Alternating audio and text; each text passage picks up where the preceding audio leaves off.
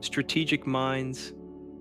Collide game theory is not just theory, it's the hidden logic behind real world decisions. Imagine a world where every choice you make is influenced by the silent calculations of others. That's the realm game theory explores. At its heart, it's the science of strategy, a lens through which we understand how people, companies, and even nations behave when the outcome depends not only on their own actions, but also on those of others. Think of four cars meeting at a stop with no signs or lights. No one speaks, yet every driver calculates, hesitates, decides. That uncertain silence, that's game theory in action. It dissects such moments into core elements: players, strategies, and payoffs. Who's involved, what options they have, and what results follow. It doesn't tell us what's ethical. It simply shows what happens when choices collide. Some games end in cooperation, others in betrayal. Some are played once, others echo through repeated encounters. But in every case, patterns emerge: trust, bluffing, hesitation. Game theory is the framework we use to model these dynamics. It's not about playing games, it's about understanding that life is one. From job interviews to business rivalries, it unveils the silent rules that govern our most strategic moments. Decisions in motion. Why does game theory matter? Because most decisions in life don't happen in isolation. You make a move, someone else responds, and suddenly you're not acting alone. You're inside a system. That's precisely where game theory comes in.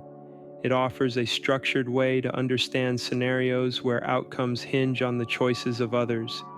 It's the logic of strategy, unpacking why we cooperate, why we compete, why trust sometimes holds and other times collapses. Even the smartest decisions can lead to unintended consequences, and game theory helps explain why.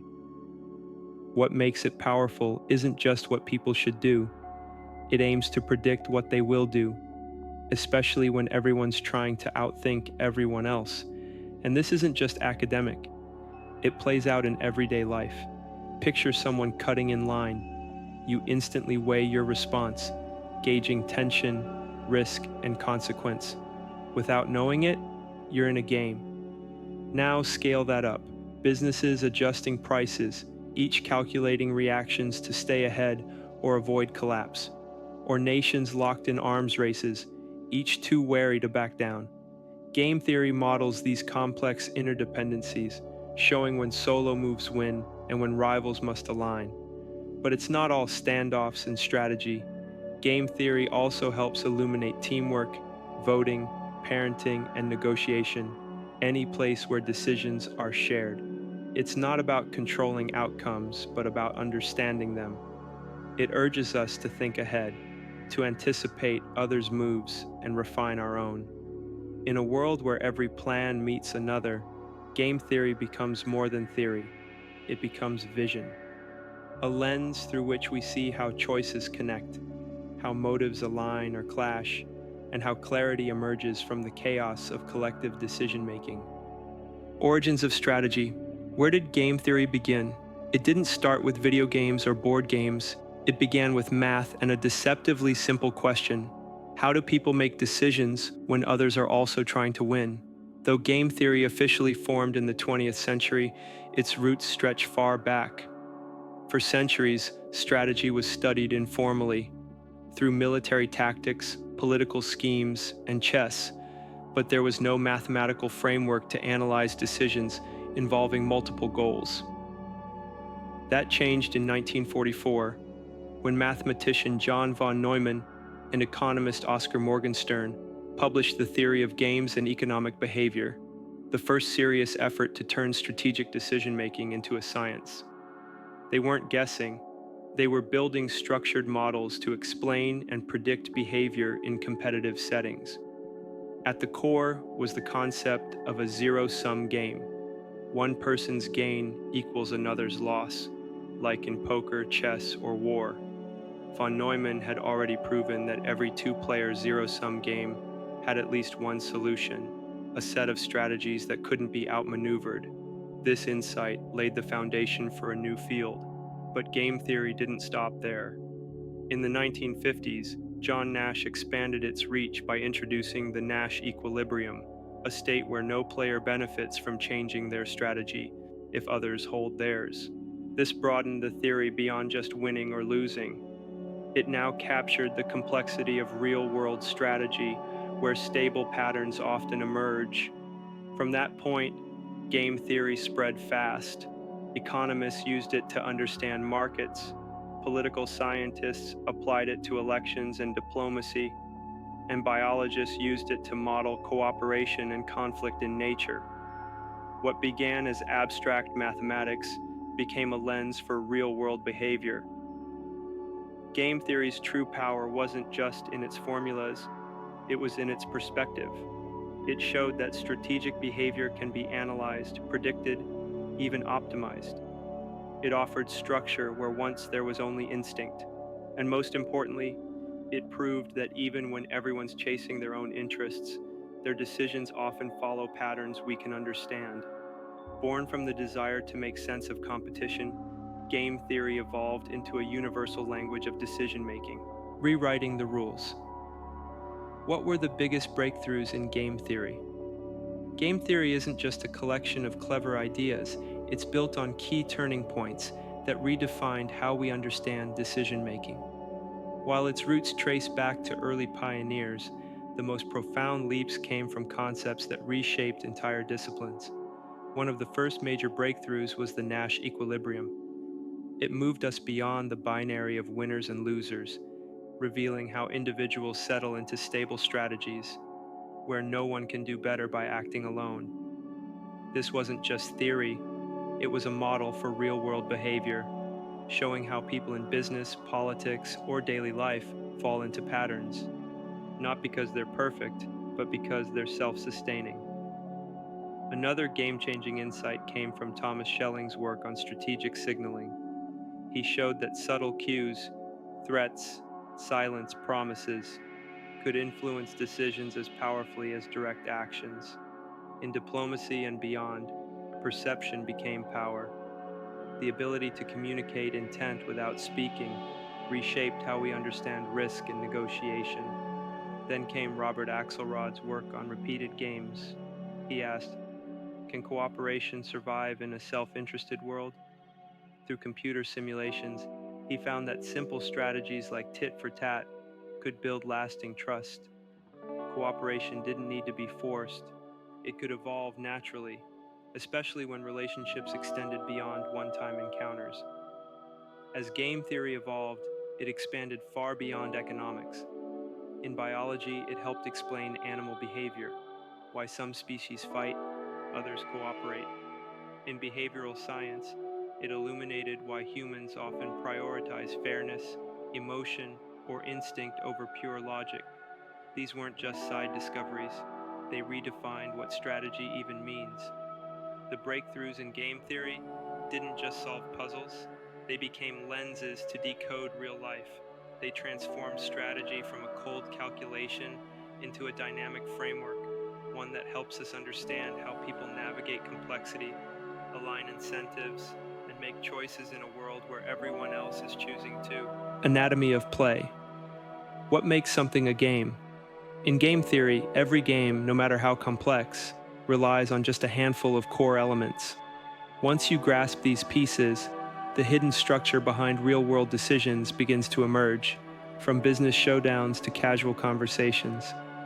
It all starts with players, any decision maker in the game. A player can be a person, a company, a government, anyone making choices.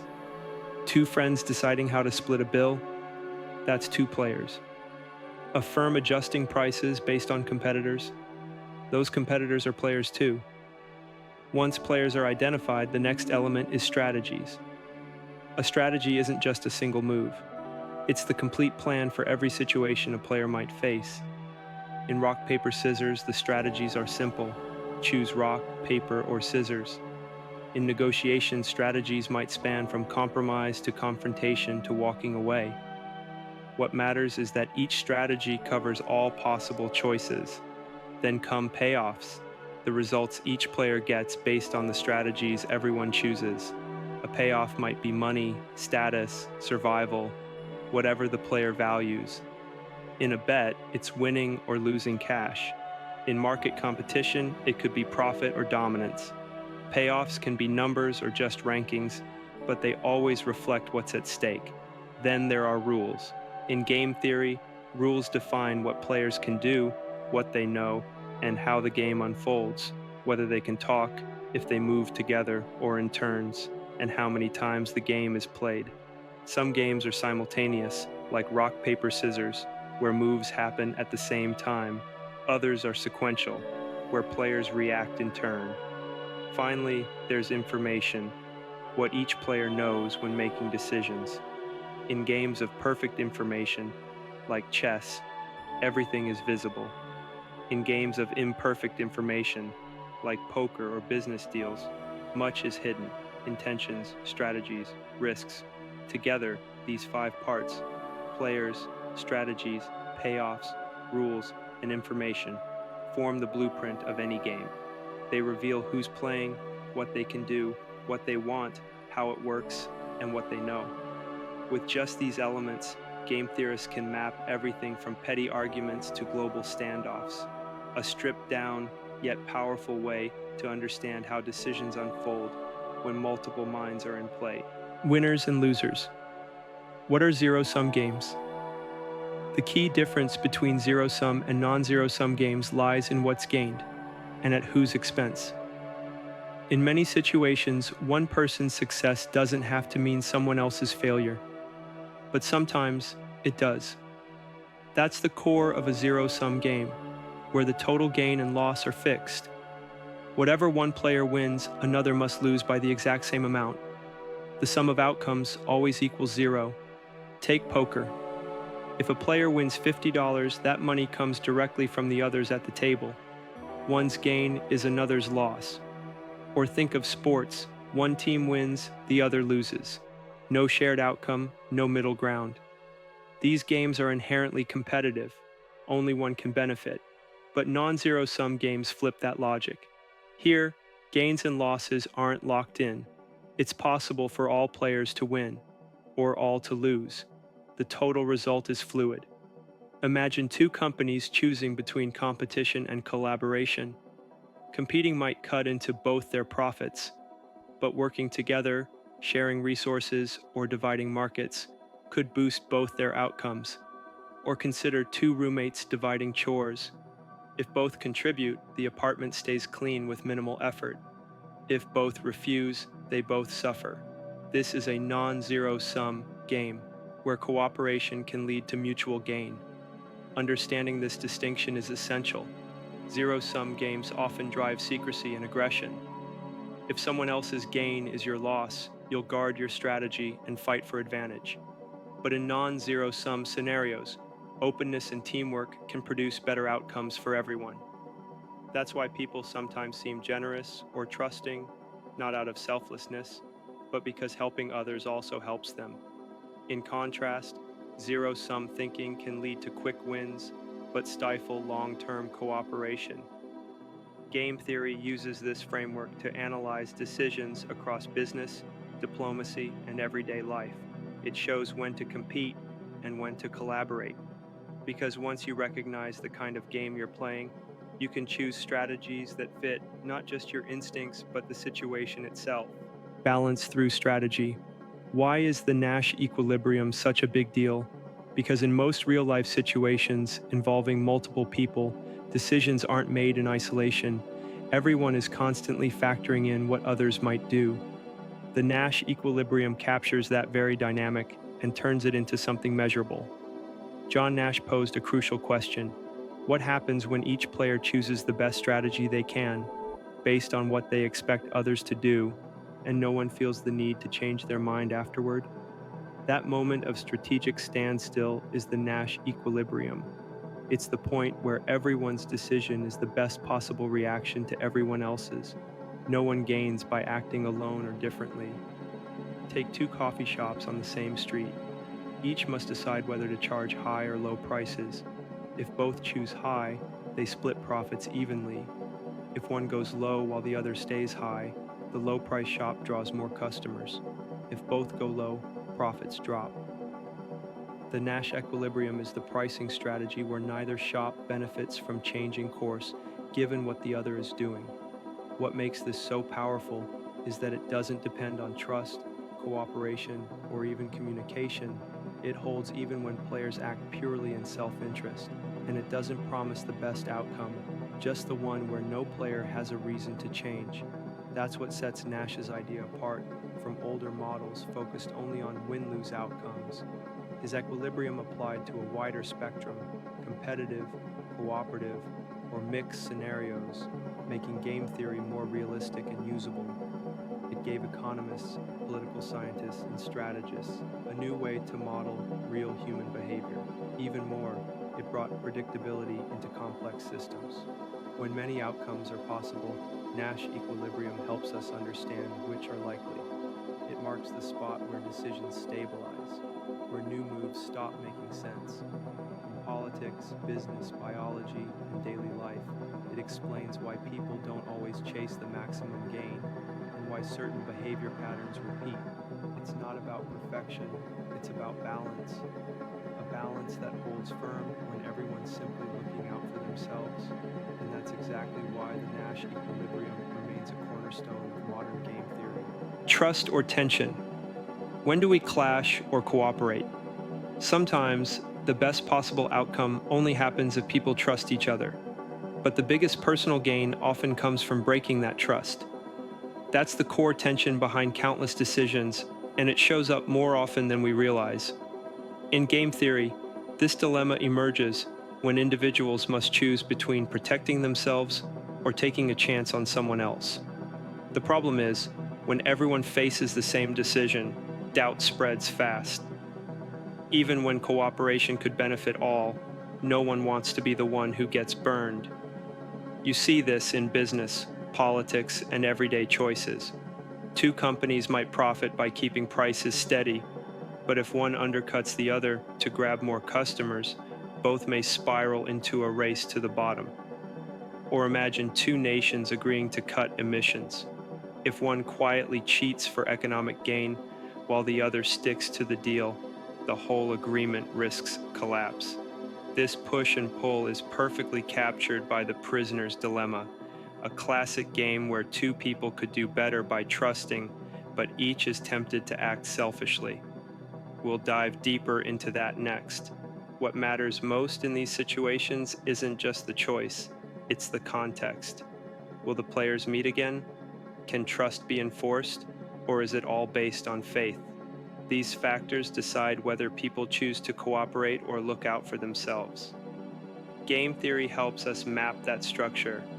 It shows why even smart, well-meaning people can make choices that hurt everyone, and how those choices can repeat again and again, unless we change the rules of the game. Trust versus logic. Why does the prisoner's dilemma matter?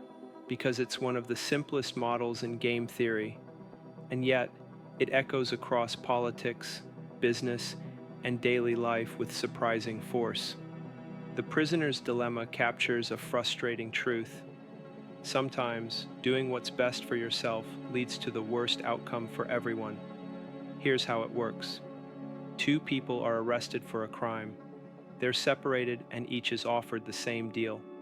If one confesses while the other stays silent, the confessor walks free while the other faces a heavy sentence. If both confess, they each get a moderate sentence. If both stay silent, they both get off lightly. But they can't communicate, they must guess. Each thinks, if the other stays silent, I should confess and go free. But if they confess, I have to confess too, or I take the worst hit. That logic drives both to confess, even though mutual silence would have been better for both. Acting in pure self-interest lands them in a worse spot than trust would have. That's the dilemma. Rational choices made without trust lead to irrational results, and that's exactly what makes this setup so powerful. It's not just a thought experiment, it mirrors real situations everywhere. In business, Two rival companies might both overspend on ads, fearing the other will go first and end up wasting resources. In diplomacy, countries might agree to cut emissions, yet each hesitates, hoping to gain while others sacrifice. And so, cooperation collapses. The prisoner's dilemma shows just how fragile trust can be when it's not enforced. Even when people know a better outcome is possible, fear of being left behind holds them back. It's not always selfishness, it's the structure of the situation, rewarding protection over partnership. That's why this model is one of game theory's most studied tools. It helps us understand how standoffs escalate, why deals fall apart, and how even smart decisions can lead to bad outcomes.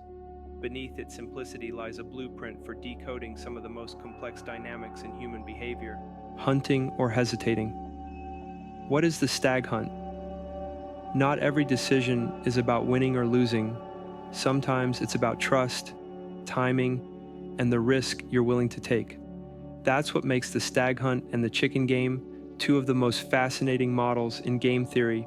They go beyond strategy and dive into how we weigh safety against ambition, fear against pride. In the stag hunt, two hunters enter the forest. They can team up to hunt a stag, a big reward, or each go solo for a rabbit, which is easier but offers less. If both commit to hunting the stag, they succeed. But if one plays it safe and grabs the rabbit while the other holds out for the stag, the latter walks away with nothing. Cooperation brings the best outcome, but only if both commit. Any doubt, and people settle for less. You see this play out in real life all the time. Two companies weighing a risky merger, two teammates planning to share credit on a big project. If either loses faith, the whole thing falls apart. In the stag hunt, trust is everything.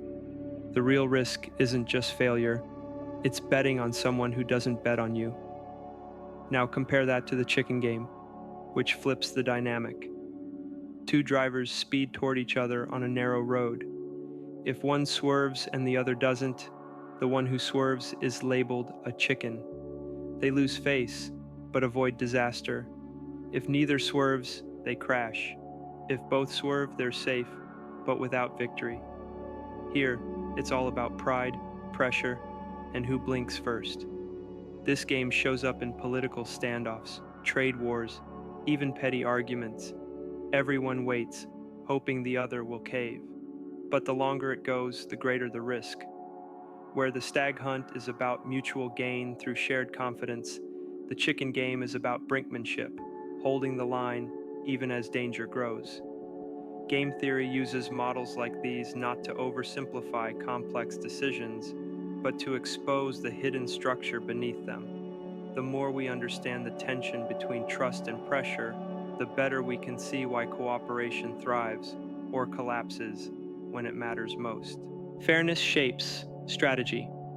Where does fairness factor in? Strategic choices aren't just about numbers. People care deeply about whether outcomes feel fair. Even in decision-making spaces ruled by logic and self-interest, fairness wields surprising influence. Traditional game theory assumes people act to maximize their own gain, but real life proves otherwise.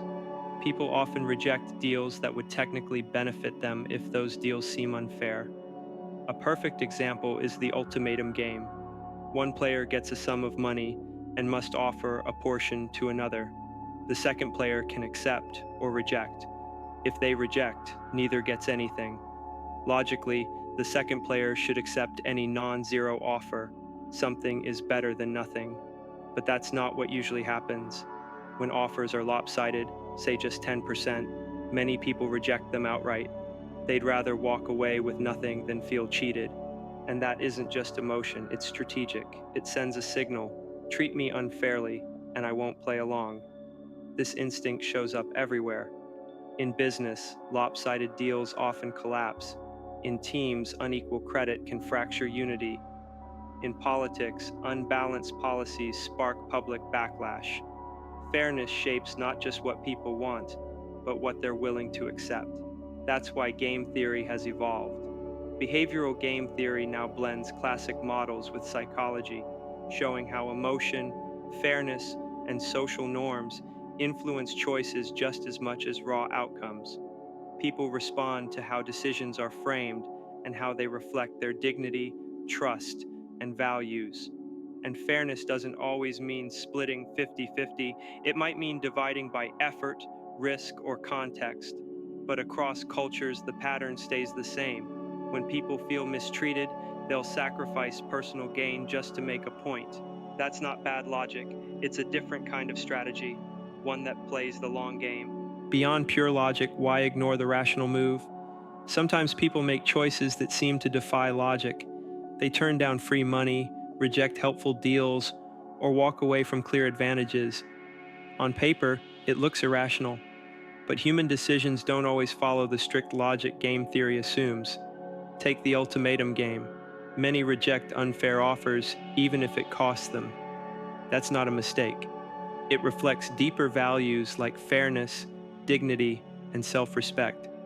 Traditional game theory assumes we're all utility maximizers, chasing money, safety, or influence. But in real life, people deviate from that logic, and they do it in consistent, meaningful ways. Emotion, principle, and context guide decisions as much as numbers do. Humans think in regrets, fears, and gut instincts, not just averages. A move that's mathematically optimal might feel risky, humiliating, or morally wrong. And if someone's been burned before, even a good deal might feel dangerous. There's also the challenge of limited information. Real-world choices rarely come with full clarity. When intentions are unclear, the rational move might feel unsafe.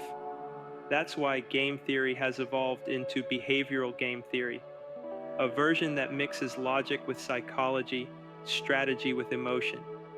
People don't just chase outcomes. They respond to stories, signals, and social cues. What looks irrational on the surface often makes perfect sense when you see the human experience behind it. Logic still matters, but it's only one piece of a much more complex game. Emotions trump strategy. When do emotions beat logic? The story shifts the moment strategy collides with feeling. Sometimes people make choices that don't make sense on paper. They act not for profit, but for pride, fairness, or dignity.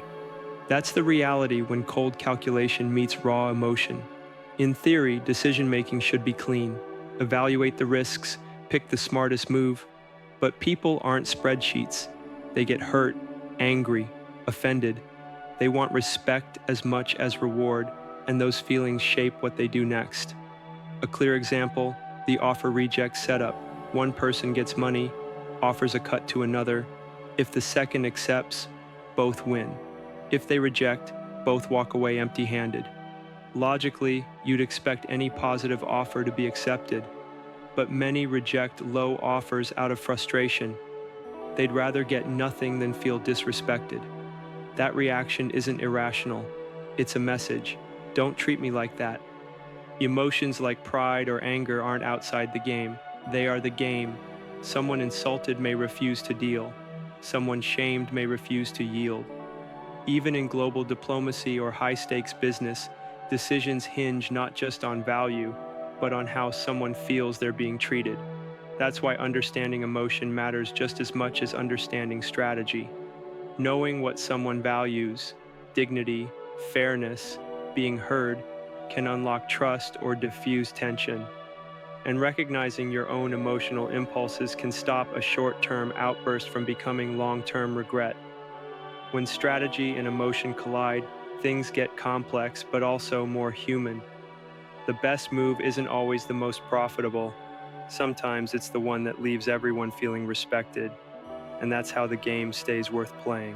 Everyday gameplay. Where is strategy used daily? Even the most ordinary moments can carry the fingerprints of game theory. Holding the elevator door, merging into traffic, replying to a text. All these choices involve more than instinct. They involve expectations. When you decide whether to speed up or let someone merge, you're reacting not just to your desire, but to theirs. The same goes for relationships. When to apologize, when to push back, when to stay quiet. These aren't just emotional decisions, they're strategic ones, shaped by how we predict others will respond. At work, speaking up or stepping back isn't just about personality, it's about anticipating reactions, rewards, and risks. Even how long we wait to reply to a message reflects a subtle calculation. Will I seem too eager, too distant? Will they reply at all? Social media, too, is filled with strategy. What we post, like, or share depends on how we think others will see us.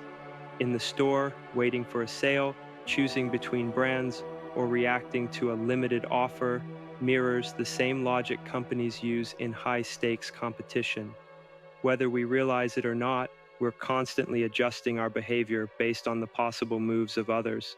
It's not just decision making, it's interaction. And in every interaction, strategy quietly plays its part.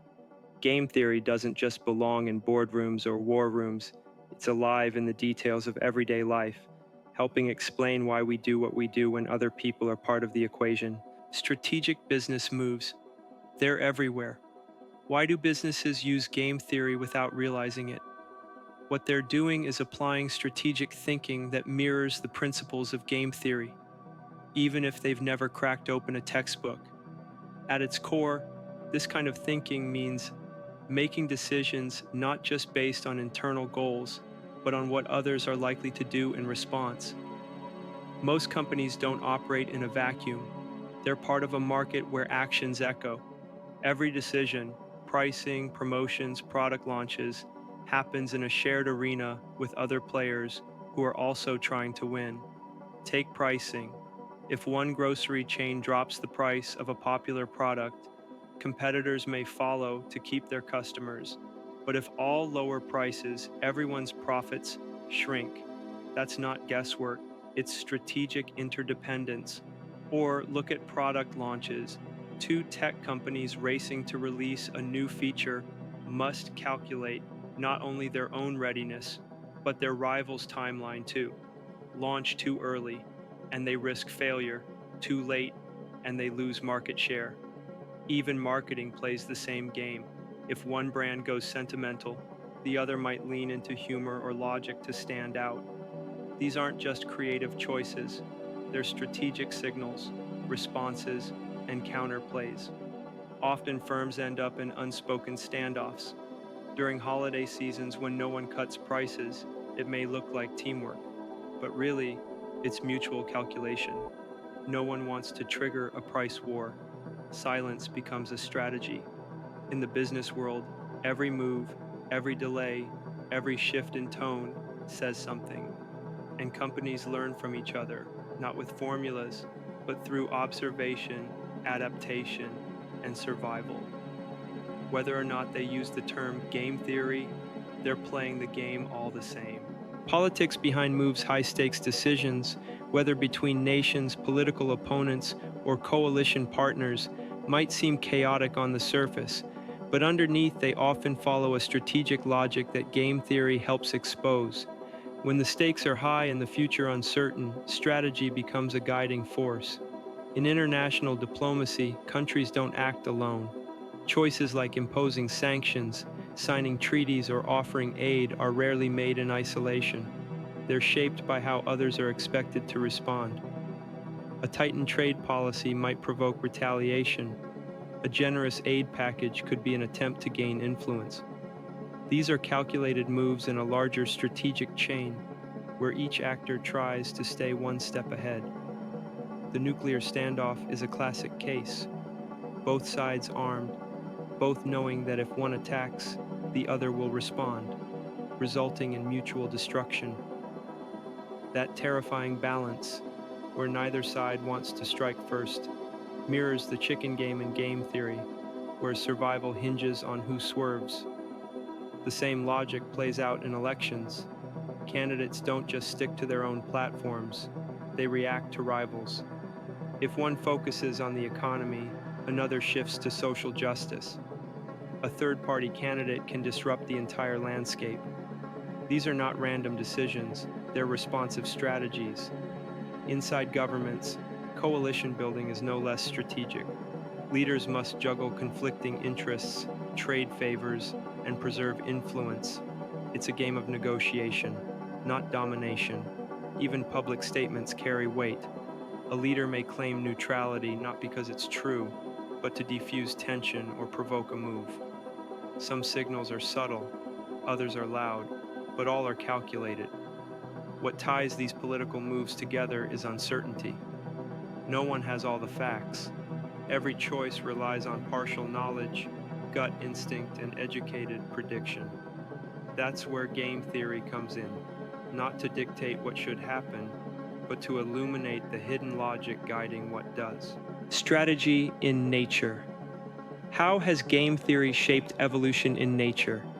In the wild, survival isn't just about being the strongest or fastest, it's about making the right choices in the right moments. Animals compete, cooperate, and shift behaviors based on the actions of others around them. These interactions aren't random, they follow patterns. Patterns game theory helps us understand.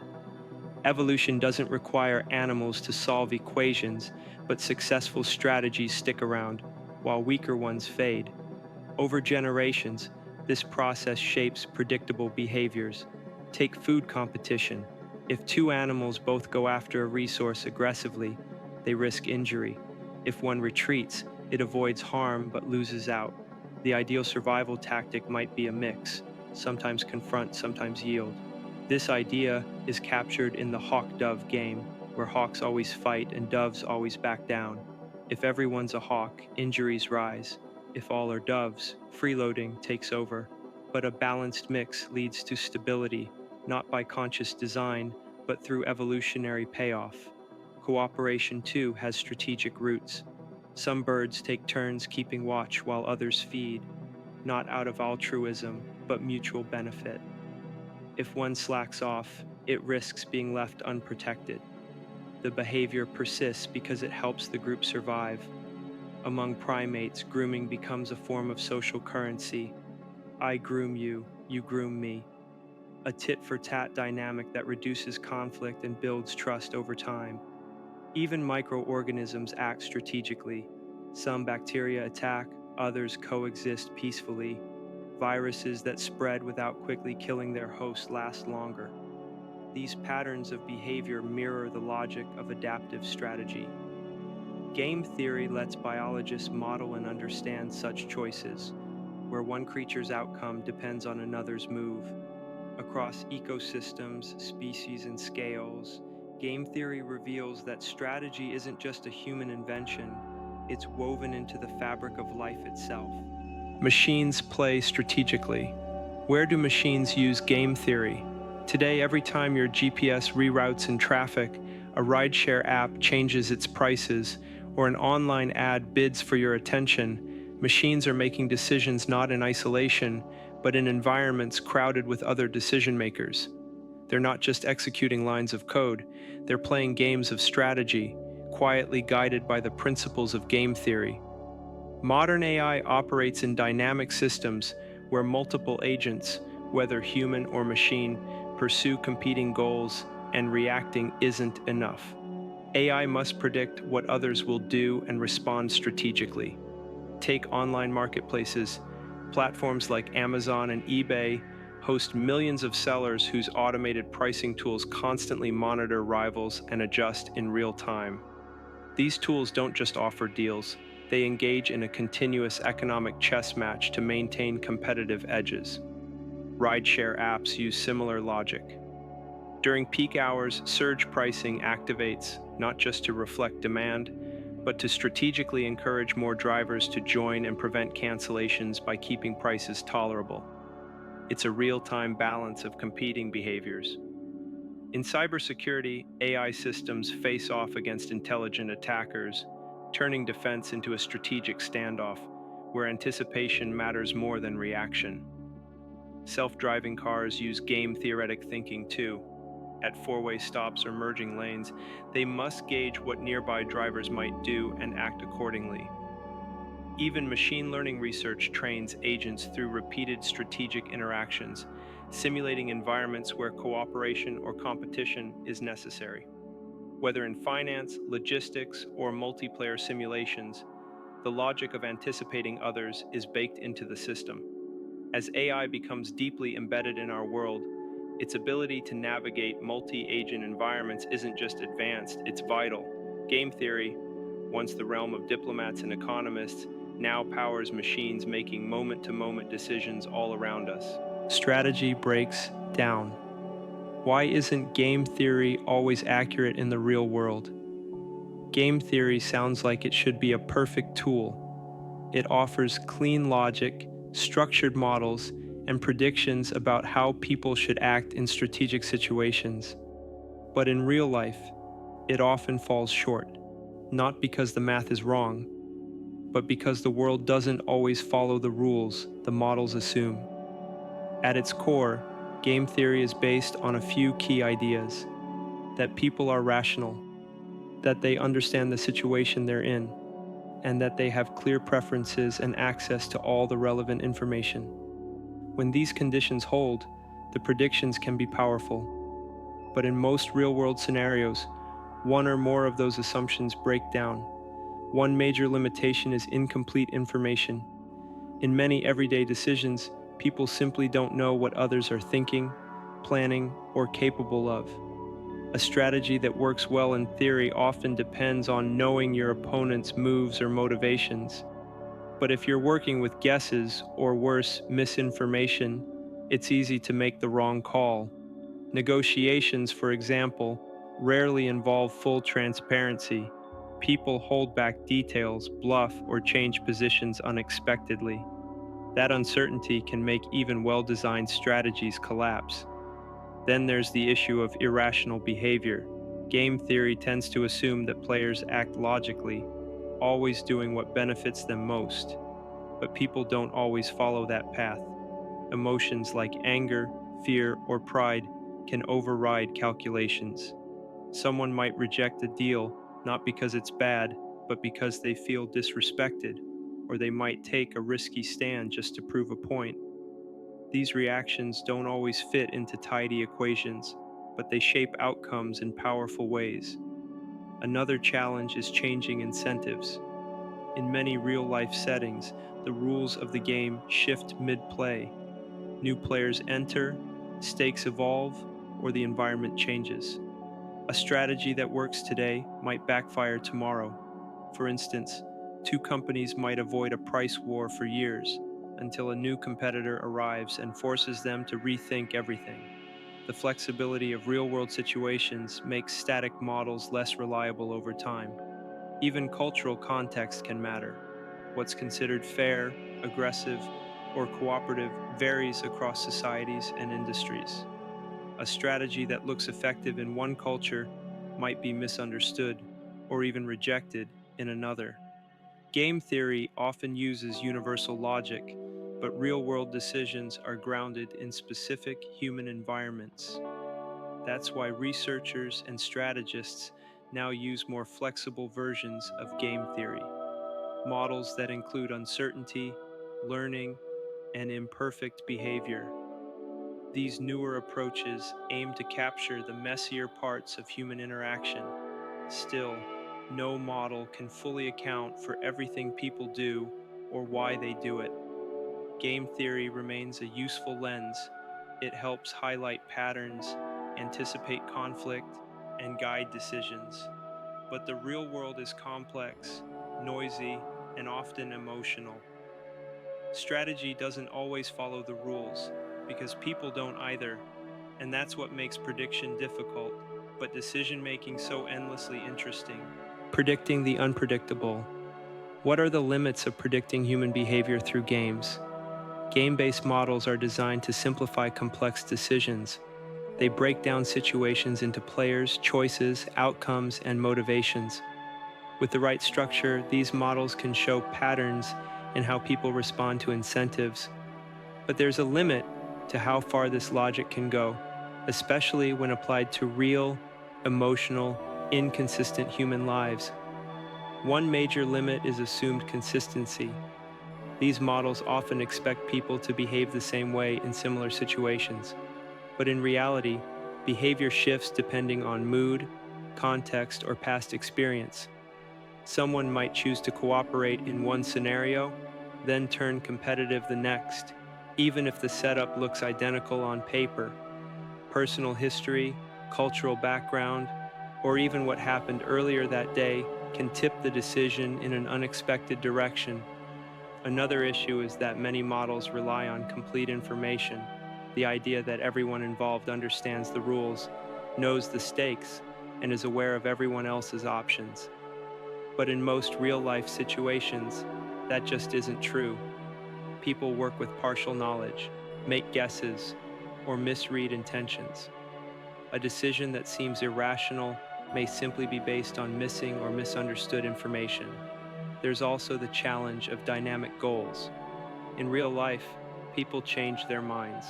What matters to someone at one moment, money, reputation, fairness, might shift as their circumstances evolve.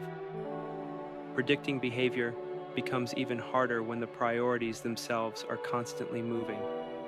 A person negotiating a salary might care about prestige today and flexibility tomorrow. Those shifting values make long-term predictions unreliable. Emotions further complicate things. Game strategies often assume logical calculation, but decisions are influenced by fear, guilt, pride, excitement, factors that can override expected payoffs. A person might stay silent in a group discussion, not because it's strategic, but because they're anxious. Someone might turn down a profitable offer because they feel disrespected.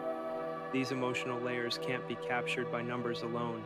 Even in structured environments like voting systems, legal negotiations, or workplace dynamics, people bend rules, act on principle, or prioritize relationships over outcomes. They might delay a decision out of politeness, give up an advantage to build trust, or make a choice that looks inefficient simply because it feels right. Over time, researchers have adjusted for these limits. Behavioral models now include uncertainty, bias, and habit. They use data from psychology, sociology, and even neuroscience to fill in the gaps. Still, no model can fully predict how a person will behave in every situation. Strategic games help highlight patterns and possibilities, but they don't capture everything. People are influenced by experience, personality, emotion, and context, all things that can shift from one moment to the next. Predicting behavior with perfect accuracy isn't possible, and that's exactly what makes studying it so endlessly complex and compelling. Endless moving pieces. Why might some games never end or have changing rules? Not every game has a final move. Some keep going, changing shape as they unfold. The players shift, the rules evolve, and the endpoint, if it exists at all, keeps moving. These are the kinds of games that don't follow a fixed script, and they're more common in everyday life than most people realize.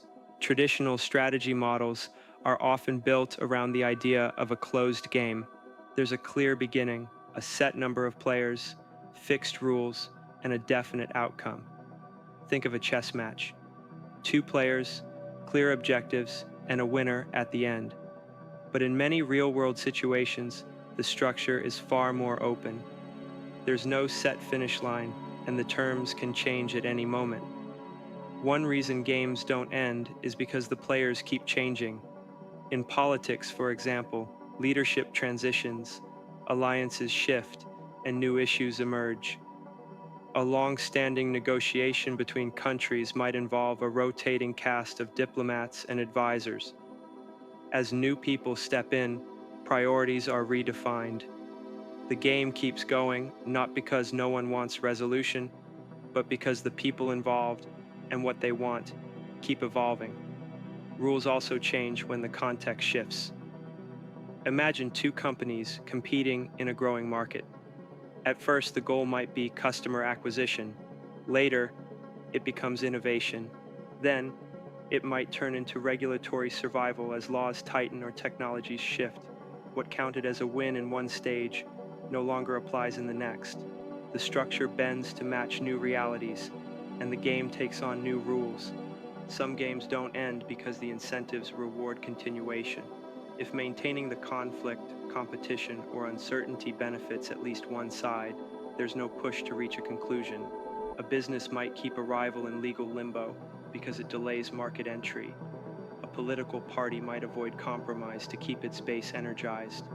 In these cases, the endless game becomes a strategy in itself. There's also the issue of undefined victory. In many complex systems, the goalposts are unclear. What does it mean to win in global diplomacy, public opinion, or long-term environmental planning? Without a clear endpoint, the process stretches out. Each decision becomes just one move in a much longer, uncertain sequence. Even in personal relationships or group dynamics, the rules can change mid-game. Friendships evolve, workplace norms shift, and what's acceptable one day might cause friction the next. These social games often operate without fixed rules. People adapt as they go, reacting to each other and to the world around them. These ongoing, evolving games challenge the idea of a perfect strategy. Success isn't always about reaching a final outcome. It's often about staying adaptable. When the players, rules, and objectives are in constant motion, the best move isn't always clear. What matters is the ability to keep playing, adjusting, and learning as the game unfolds. Redefining the game. Smartest strategy. Sometimes the smartest move isn't to play harder, it's to change the game altogether. In strategy, there are moments when following the existing rules keeps you stuck, and the only real progress comes from redefining what those rules are. Most strategies assume the conditions of the game are fixed. The players are set, the goals are clear, and the structure won't change. But in reality, many systems are more flexible than they appear. Rules, whether formal or informal, are often built on assumptions, and those assumptions can be challenged. Changing the rules doesn't always mean breaking them. It can mean reframing the objective, adjusting the boundaries, or introducing a new way to measure success. This shift can open up options that didn't exist before. One common example is in business. If two companies are locked in a pricing war, both might keep lowering costs until profits vanish. But instead of continuing to compete on price, one company might pivot, offering a premium service, building a community, or bundling their product with something else entirely. By changing how value is defined, they've stopped playing the same game. They're not just adjusting tactics, they're resetting the terms. Politics offers another example. If a party consistently loses in a majoritarian system, it might push for electoral reform, introducing ranked choice voting or proportional representation. These changes don't guarantee a win, but they reshape the playing field in a way that gives underrepresented groups a better chance. Instead of trying to win a losing battle, the strategy becomes about changing what winning even looks like. Even in personal settings, rule changing can be smart. Imagine a team in the workplace where credit always goes to whoever speaks the loudest. One member might shift the dynamic by documenting contributions or pushing for a clearer feedback system. They haven't rebelled against the group. They've changed how performance is recognized. The social rules around status and influence have quietly been rewritten. This also happens in negotiations. If two sides are stuck on a specific issue, introducing a new factor, an unrelated concession, a shared future goal, or a neutral third party can reframe the entire process. By expanding the game, they make it possible to move forward without either side feeling like they've lost. What all these examples have in common is awareness. The people who change the rules aren't ignoring the game.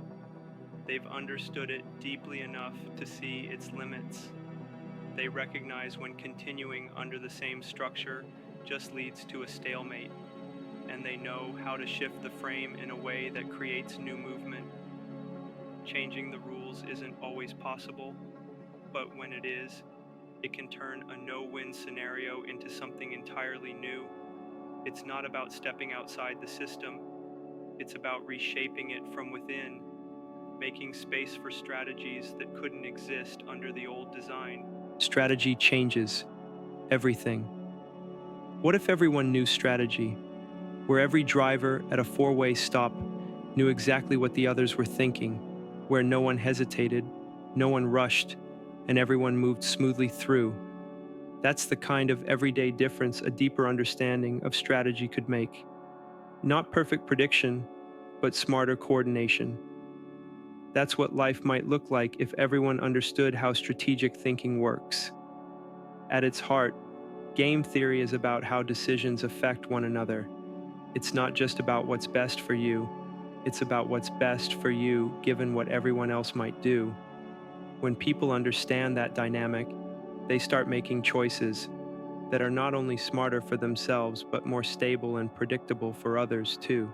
In everyday life, this could shift how people handle conflict. Instead of reacting impulsively or emotionally, someone who sees the broader structure might pause, weigh the incentives, and pick a response that de escalates the situation. Arguments become less about winning and more about anticipating how to get to a better result for everyone involved. It could also change how people cooperate. If everyone understood the risks and rewards of trust, teamwork might become less fragile. In situations where mutual benefit depends on both sides showing up, people might be more inclined to honor their commitments, not just because it's the right thing to do, but because they can see the logic of long-term gain. Even competition would look different. Rather than racing to beat each other in ways that destroy value, like undercutting prices or burning out from overwork, rivals might learn when to compete and when to pull back. Knowing the difference between a zero-sum game where one wins and one loses, and a non-zero-sum game where both can benefit, becomes a major advantage. Parenting, teaching, and leadership could all become more strategic. Instead of relying on rewards and punishments alone, decision makers would think more about how incentives shape behavior. Rules and structures would be built with more attention to how people actually respond to choices, not just how they're supposed to. In larger systems like governments or global negotiations, a shared understanding of strategy could reduce some of the gridlock. When all sides understand the same basic logic, how mutual concessions can unlock cooperation, or how trust builds through repeated interaction, it becomes easier to find stable agreements, even across competing interests. This isn't about turning everyone into calculating machines. It's about giving people a clearer lens. When someone sees not just their own options, but the whole web of choices and reactions around them, decisions get smarter. The world becomes less reactive and more intentional. Understanding strategy doesn't eliminate conflict or competition, but it helps people navigate both with fewer surprises, less waste, and more room for outcomes where everyone can do a little better. The more people grasp how actions shape reactions, the more the everyday world begins to function, not perfectly but more predictably, and often more fairly. Game lens. Living. Why view life as a game? Sometimes life makes more sense when you stop taking every moment personally and start seeing it as part of a bigger system. That's why viewing life as a game, complete with players, rules, moves, and outcomes, can actually help people make better decisions and reduce unnecessary stress. This perspective doesn't mean treating everything as a joke or competition. It means recognizing that many everyday situations follow patterns. People have goals, they react to incentives, they adjust their behavior based on what others do. Just like in a game, there are strategies at play even if no one calls them that out loud. Thinking this way helps take some of the confusion out of social dynamics. For example, in a workplace, people may seem difficult or uncooperative, but if you look at the incentives they're responding to, like pressure from management or fear of missing a promotion, their behavior starts to make more sense. They're not just being stubborn, they're playing to win within a structure that rewards certain actions. The same idea applies in relationships. Misunderstandings and conflict often come from mismatched expectations or unclear rules. Seeing a relationship as a kind of cooperative game can help people realize that both sides need to keep the game working. Communication, trust, and give and take become the strategies that lead to long-term stability. No one's keeping score, but everyone wants the interaction to continue. Even high-pressure moments can feel more manageable with this lens. If you're giving a presentation, negotiating a deal, or trying to diffuse an argument, it helps to remember that you're not the only person with something on the line. Others have their own strategies, constraints, and concerns. Instead of reacting emotionally, you can step back, assess the situation like a player would, and respond more effectively. One benefit of thinking this way is detachment, not in a cold or dismissive way, but enough to avoid overreacting. If a game doesn't go your way, you adjust your strategy. You don't assume the universe is against you. That mindset can help reduce frustration and focus your energy on what you can control. This perspective also encourages flexibility. Good players don't just memorize one approach, they adapt based on what others do. Life's unpredictability becomes less threatening when it's expected, even welcomed. You're not thrown off course by every twist because you've already accepted that the game can shift. Seeing life as a game doesn't mean everything becomes predictable or easy, but it provides a structure, a mental model for understanding behavior, managing expectations, and improving outcomes. When people step back and look at the patterns around them, they're often better equipped to move forward, not with perfect certainty, but with enough clarity to make smarter, more confident decisions in a world that doesn't always come with clear instructions. Evolving strategic frontiers. What's next for game theory? Where do we go from here in the future of game theory? The original goal of game theory was simple: understand how people make decisions when their outcomes depend on others.